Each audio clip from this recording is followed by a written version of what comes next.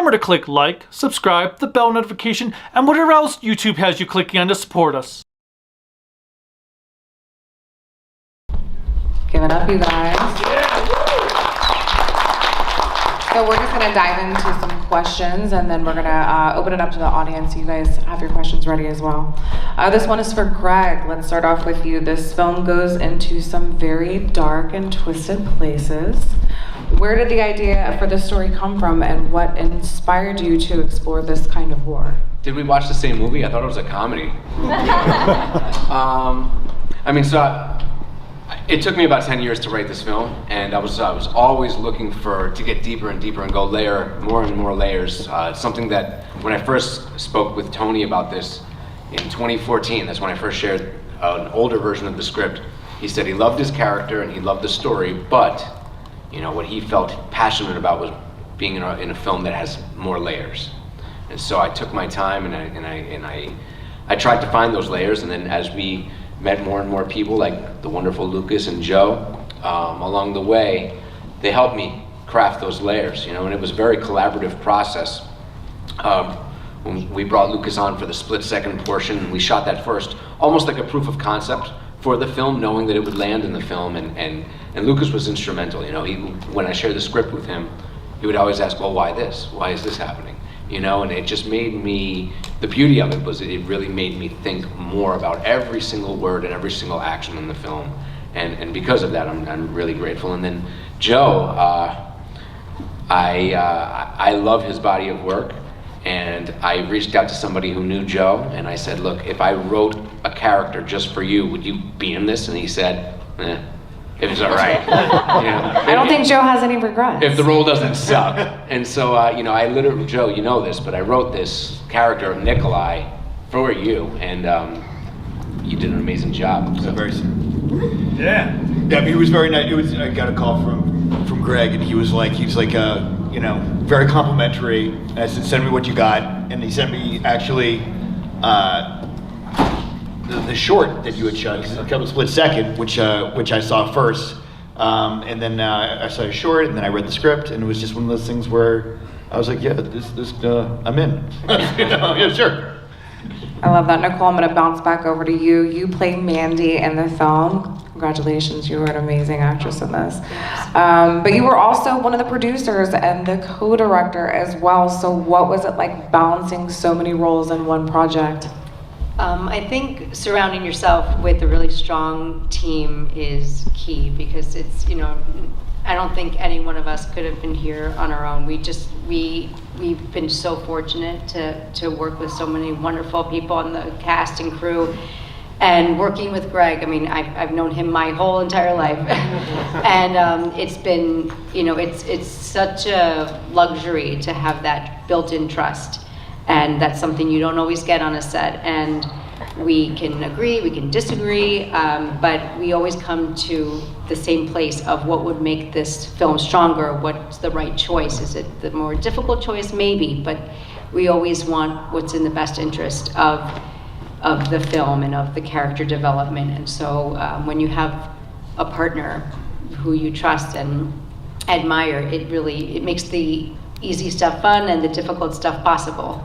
So it's that's something that I'll always appreciate and never take for granted. And for those of you who don't know, these are siblings up here, Greg and Nicole. And I think it's pretty awesome that you guys got to create something of this status together. It's a really beautiful thing, so congratulations on that. And you both got to work alongside an all-star cast and crew, including some of the panelists that are here today, as well as the late Tony Todd and Dee Wallace and Terry Kaiser and Danielle Harris. How important was that collaboration in shaping the final version of this film? What a dream come true to be able to work with your idols, people that you grew up just admiring, and it was just a surreal experience doing that. And what's amazing is they've now sort of become friends. Danielle had us over, all of us over for dinner in Austin the other night when we were screening down there, and she's an incredible person, and we wouldn't have gotten her had it not been for Dee Wallace, who was in Split Second. And all it takes is for somebody to believe in you, and and then that sort of spreads, you know. So we were lucky to have people just believe in this enough to want to share and recommend people. You know, Joe brought a bunch of talent on as well. Lucas as well, with Tara Westwood. So, you know, when you just need some people to believe in you, and then that spreads. And we were just really lucky to, as Nicole said, just build really a beautiful, incredible family. And I'm taking, I mean, if nothing else comes of this film, my family grew, which is a beautiful thing. And I get to spend some time in Orlando with some of my best friends, which is just amazing. So You get to hang out at MegaCon with all of us. absolutely.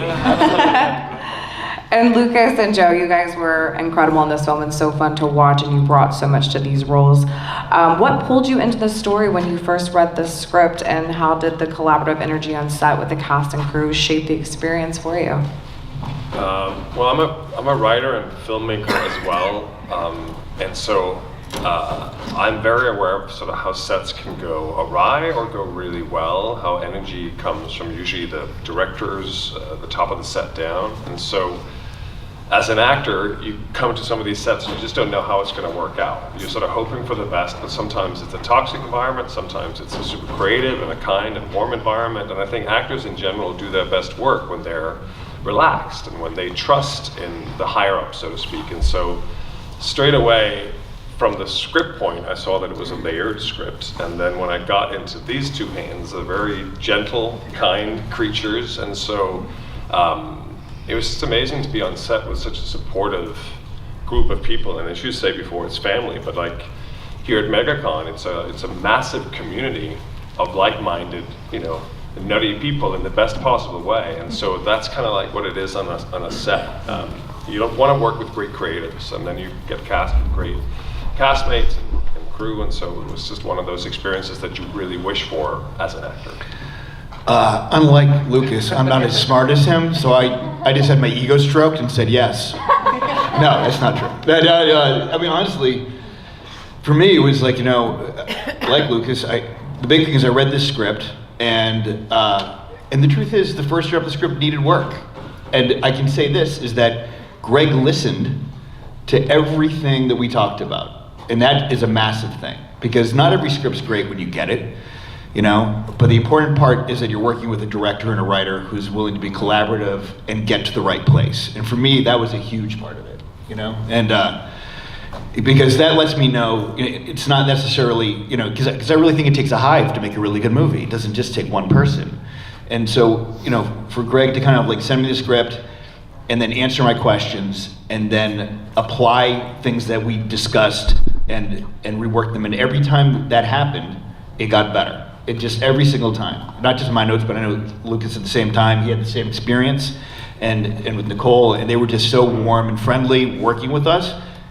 And like everyone has just said, it was really a family affair. So you really got that feeling that it was kind of like a really group effort, and everyone was so kind and generous. And when you're in that situation, it's hard, it's infectious. It really, you know, you want to make the best project you can, because everyone is invested to make the best thing possible.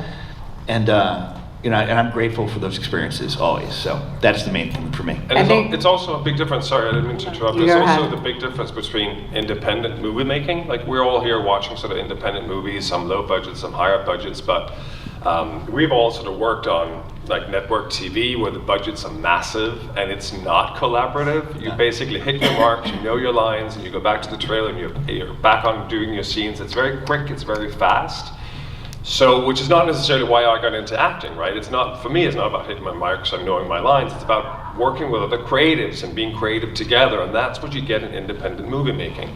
The money may be less, the exposure may be less, but... The money is less, that's for sure. Exactly, but then the expectation is that it is a collaboration. You know, if I don't make the money I make on network TV, then at least I expect to be heard and to have a discussion about our characters and what the story is, and that's the beauty of independent movie making, which is why, I mean, that's where my heart is. The other stuff is just for exposure, which is helpful, but... Well, I mean, you have to pay, you know, you have to pay me to do things I don't want to do, right? I mean, that's the guy like the truth, or to be a bitch to me. Like, those are the things that you have to pay me for. Like, you know, you don't have to pay me a lot for me to create art or to be creative or to feel like my voice is being heard or doing something that's unique or new to me, you know?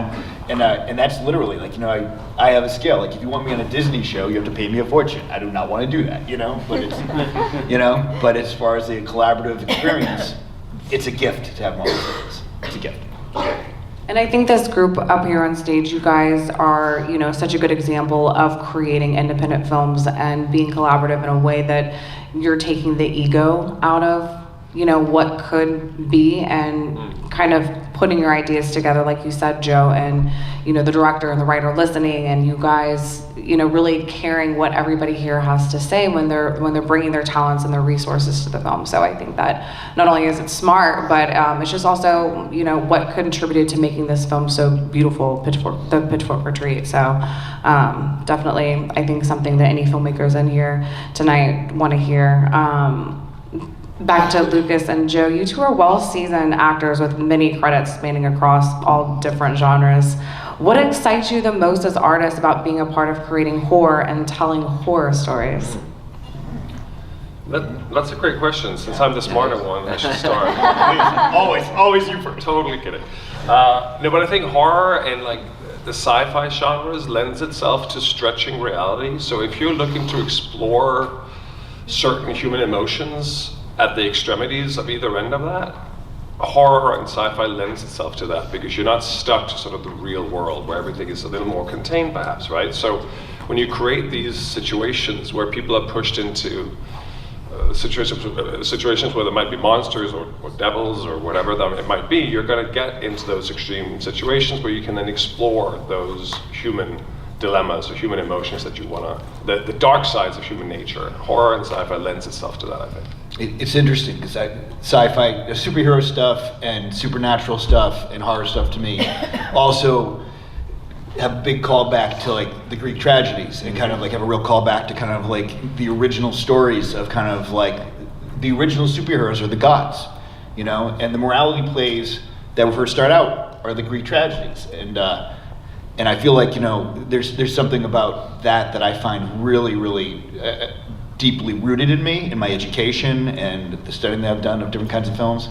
So those kind of projects mean a lot to me. Also, horror fans, supernatural fans, superhero fans are rabid. Special fans. Yeah, right. And there's something really nice about having people who really appreciate your work. You know, I do the work for a certain reason because I love doing it, but it's really nice when you have people come up and you know that you've affected them in some way. And for me, those are the areas where I feel like in my career I've had the most success in reaching people and touching people. And so like for me, that's really why I do it. You know, it's really to transcend people through time and space. And if I can do that in these realms, I feel like I do my job. So that makes me happy.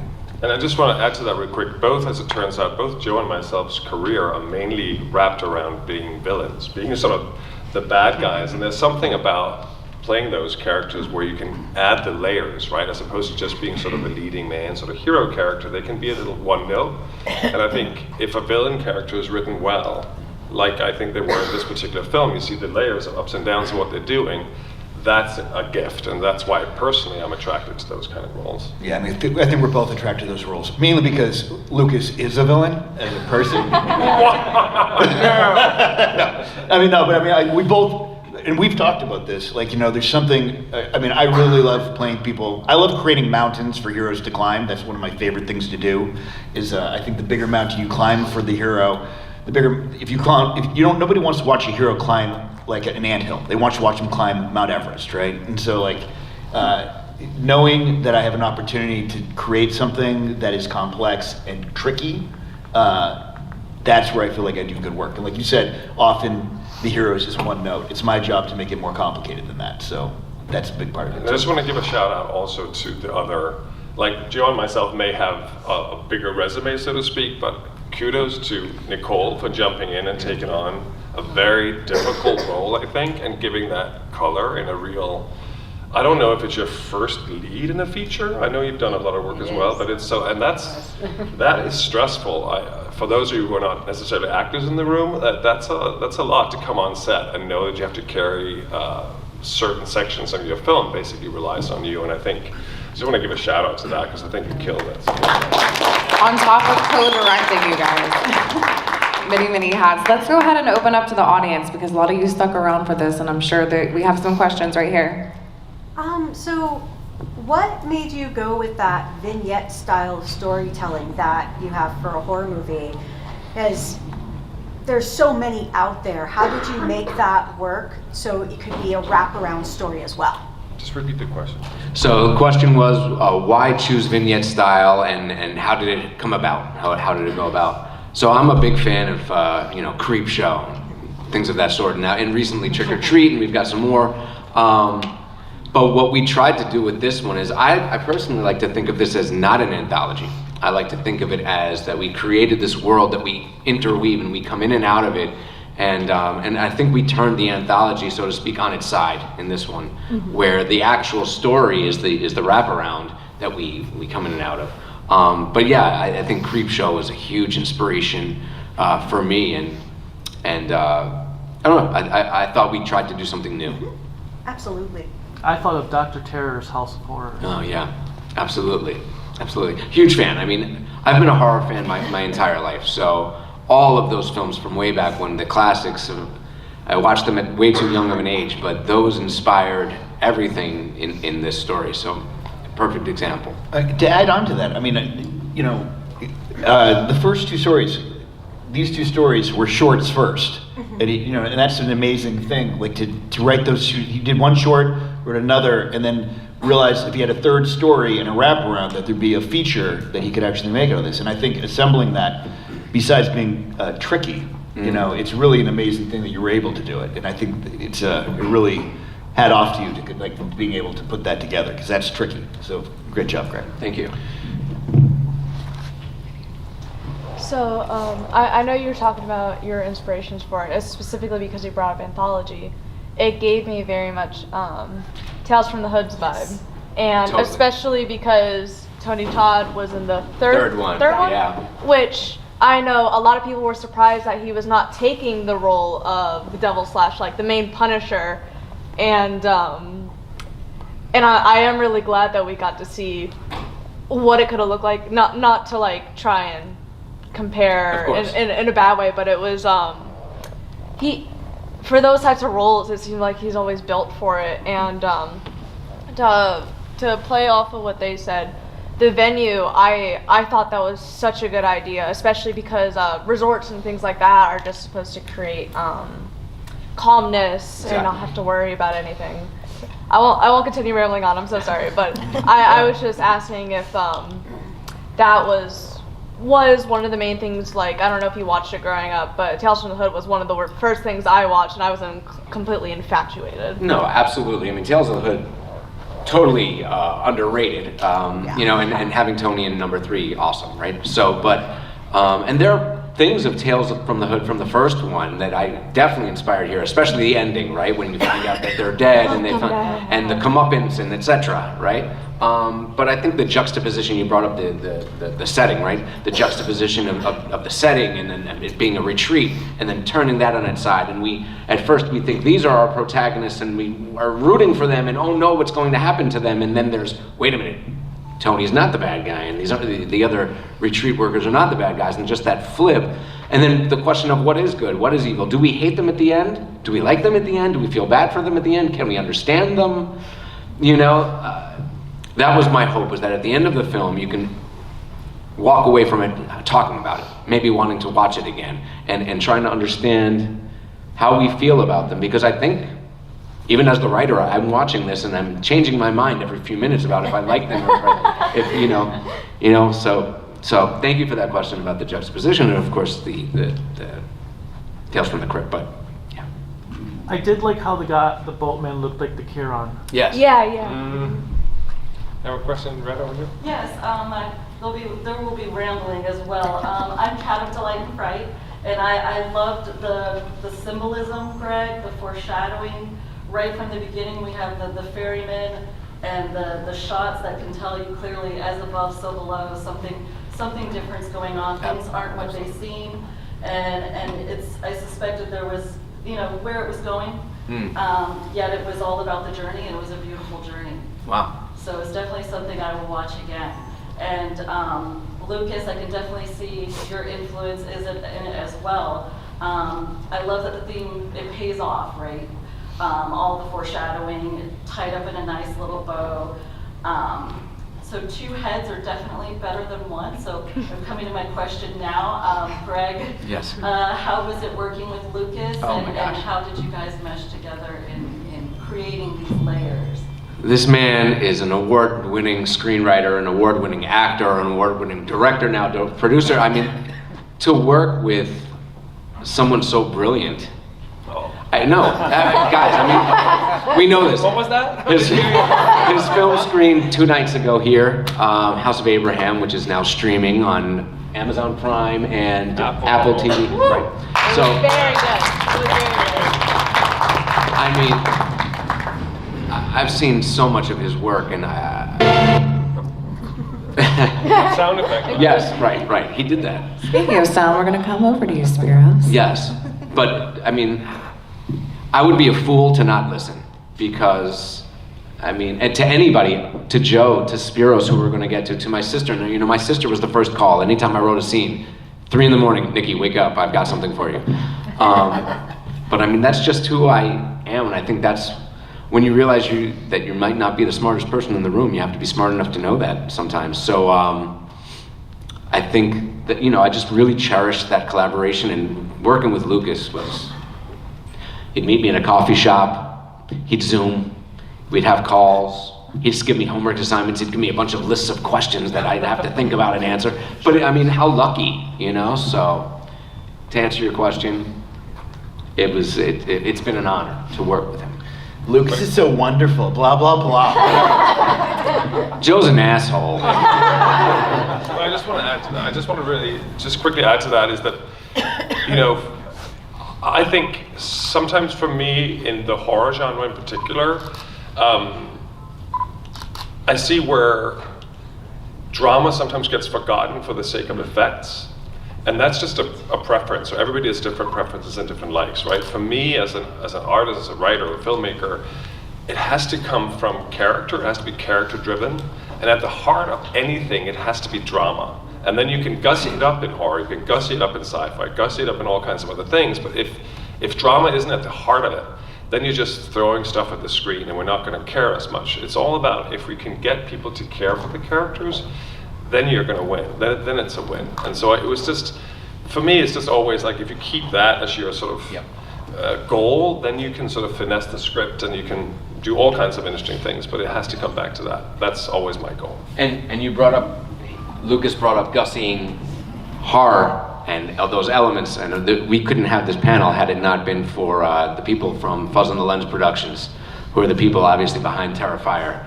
And you know, the effects and the stunts and all these things, just, they also played a huge role. I'd be remiss if I did not mention them. They were supposed to be here tonight. You're all lucky that they're not, because they had norovirus, and it's coming in and it's going out in both ends. So right now they're suffering, and they're probably filming it, to be honest. But a horror film right there. Yeah, I mean, Fuzz on the Lens Productions says it all. They, you know. I would say, I don't think that's not the virus that's causing that. I did also want to give a shout out to our editor, Billy Naraki, who Yes, was really brilliant. incredible in how he had a beautiful, when he came on, he took Greg's script, which was intricate all on its own, and he really, you know, I always talk about how the stereograms of how there's like this three-dimensional image nestled in a two-dimensional pattern.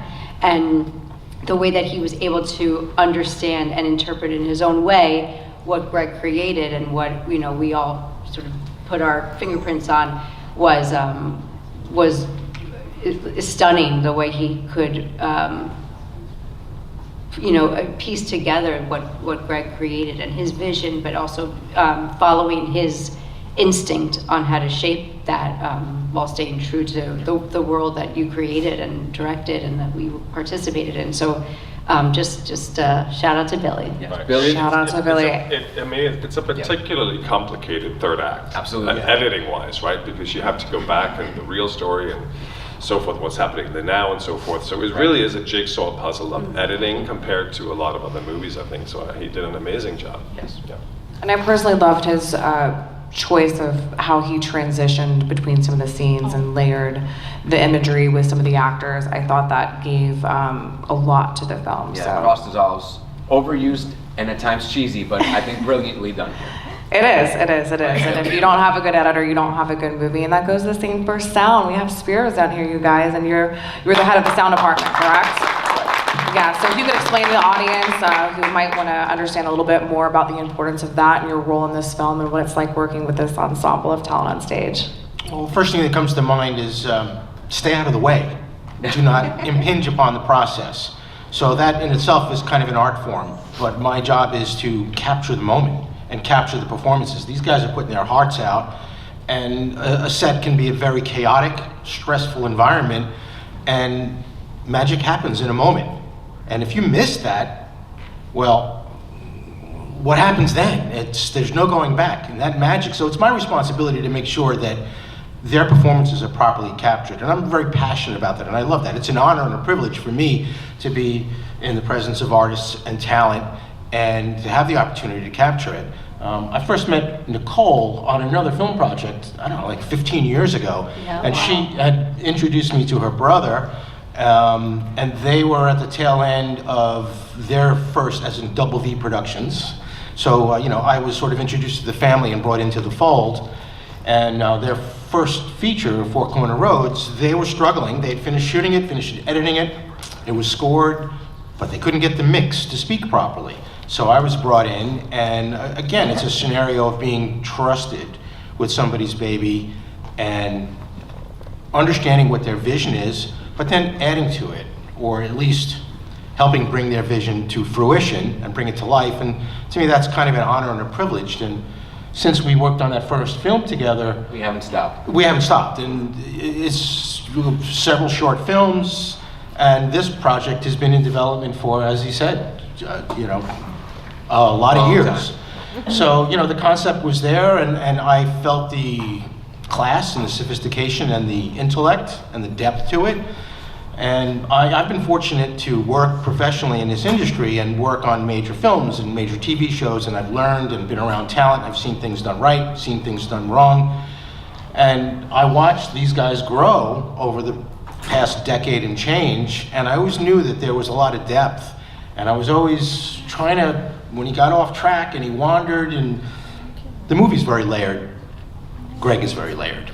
So he's constantly, the ideas, and it's, sometimes it's in a sort of fragmented state, and I would be, well, Greg, let's just develop this. I tried to help keep him on track and sort of just sort of be in the background, sort of nudging him through the process.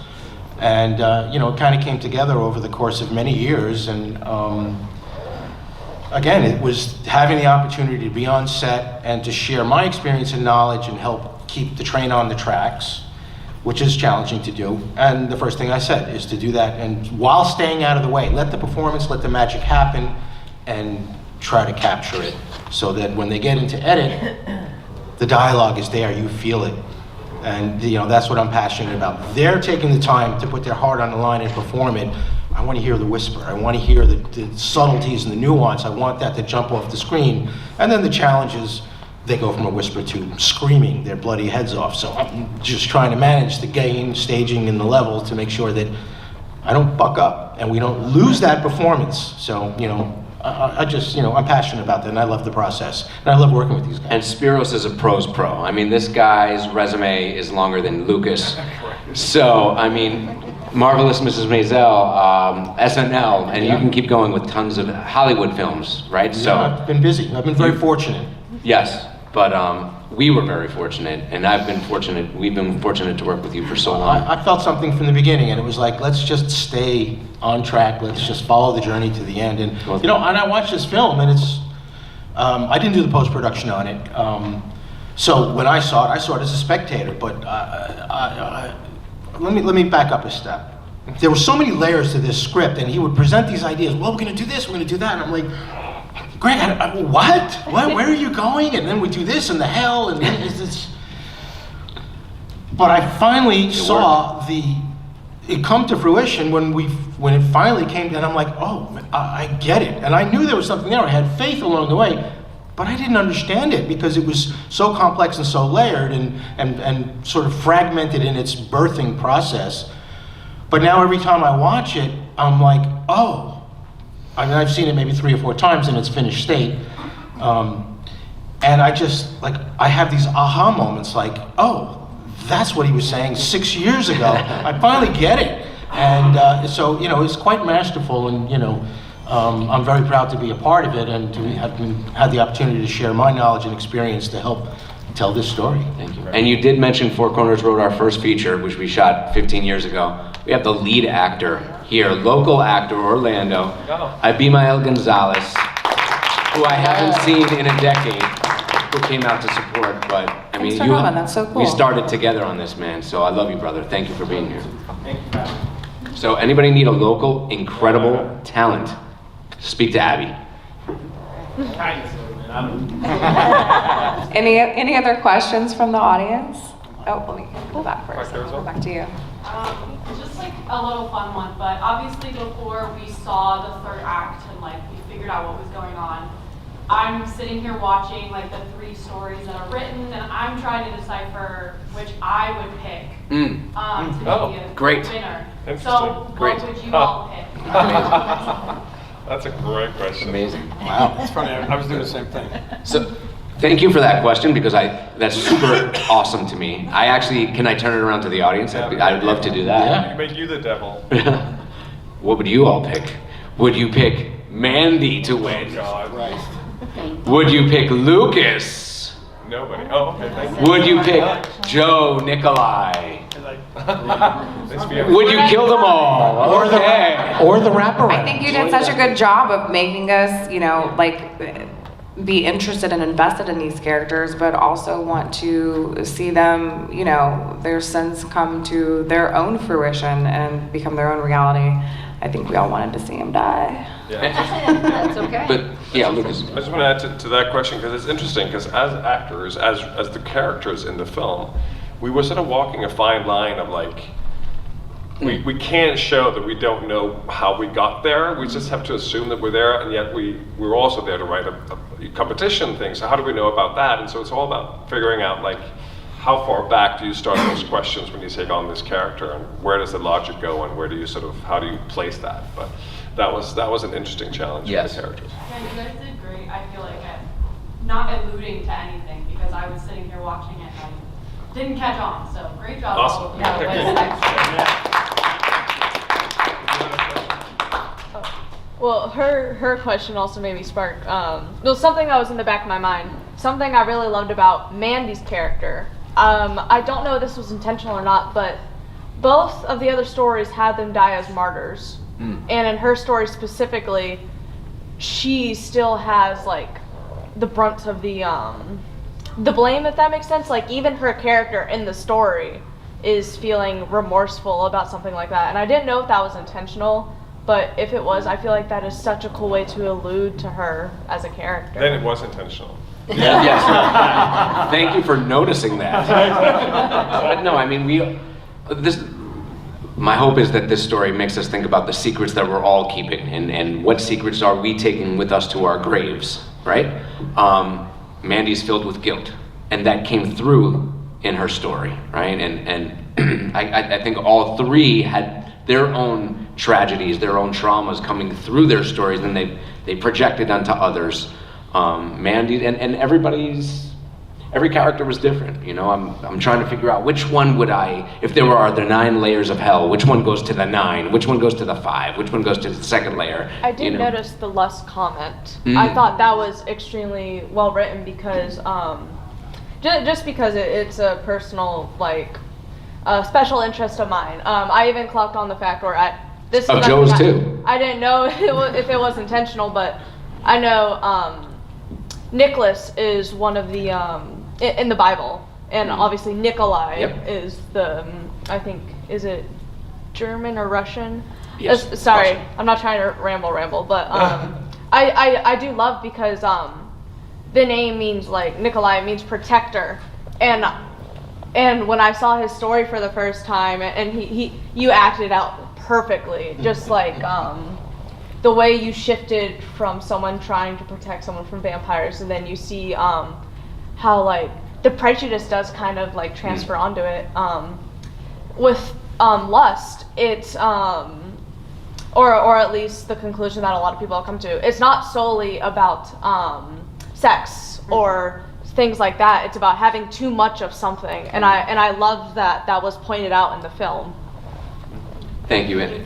I see a question, yes. But I do want to just touch on quickly, you brought up the symbolism of names, and that's something that Nicole and I were very careful with choosing names for characters. And the three facilitators, you've got Ike, Rada, and we wanted to go Greek mythology, the three gods of the underworld with Aeacus and Rhadamanthus, and Minos, my host, Gil, Virgil, right? So each name does have that symbolism behind it, so thank you for noticing that. Just want to share that.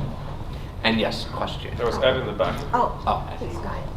Mine was a less smart version of that question. You guys done covered it. So my question, well, not really a question, but one of the things that I was expecting throughout the movie is I kind of got that heaven or like that torment early on. I expected there was going to be a torment.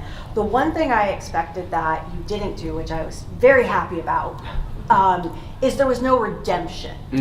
And I really appreciated that each character, you kind of, in the writing and the acting as well, most certainly, there was a lot of, you started to feel bad for each character in certain ways, such as for Nikolai, that trauma, even the trauma when you find out why he's doing what he's doing, even though it's horrific, there's that trauma that can come from it.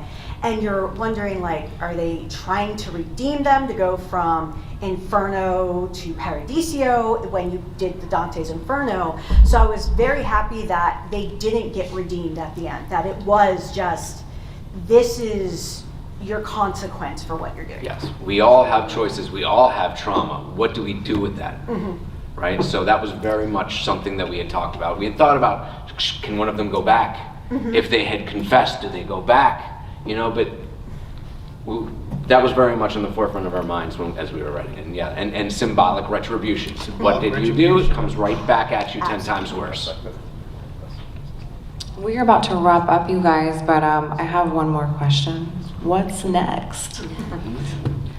Well, because I love who I work with, I would love to delve deeper into our second layer of hell and work on the Pitchfork 2, but also, again, I'm working on a script for something that I'm really excited about, which very much this convention plays thematically a very similar role, and I'd be asking to bring every single one of us back together again for that. Oh, fuck.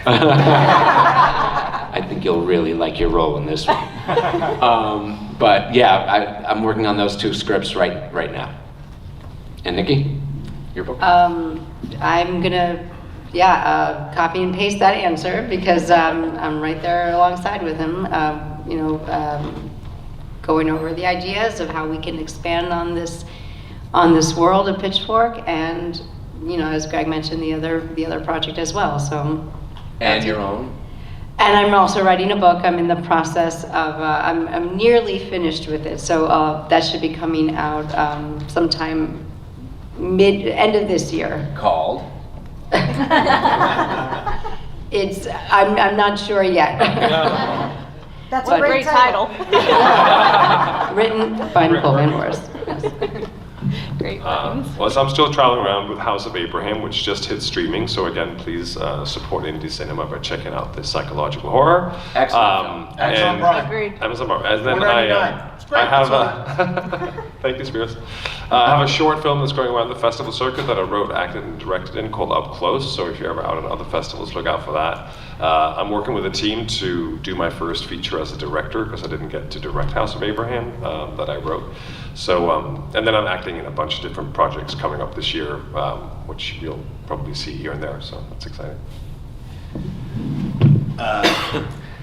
I'm writing a graphic novel that I'm working on that I've wanted to do for a while. I also have a feature that a friend of mine who's one of the directors who'd worked on The Office and Parks and Rec is interested in directing, and we're trying to set that up to shoot that in Hawaii. And I have a documentary about my quest to become a fetish model. That's very Amazing. that'll be coming out this year. Yeah. That's so you, Joe. I'm finishing up season 51 on SNL in mid-May, and then I do their shorts. I do the production sound mixing on their shorts each week. And then I start again in October, so with that, I'm available. I've got 4.5 months. And you've got a full filmmaker room here. Yeah, I'm Good looking to for, know. You know, I love telling stories. I love collaborating. I love working with storytellers. So, you know, it's about finding the people and the script that I can get involved with and collaborate with and help tell the story. So, yeah, I'm looking for some great scripts to get involved with. And yes, I work on big projects, but when it comes to the indie world, it's not about the money like these guys had expressed. It's about telling a story and collaborating and stretching out a little bit and finding something that you can be passionate about and be part of. A family-oriented project. And the positive energy that can happen in the magic of being on a set and creating something that didn't exist before you started that day. I think that's a good spot to end this panel because what else can you say? Thank you guys so much for sharing your film, your talent, for being here, taking the time out of your busy lives just to come to MegaCon and come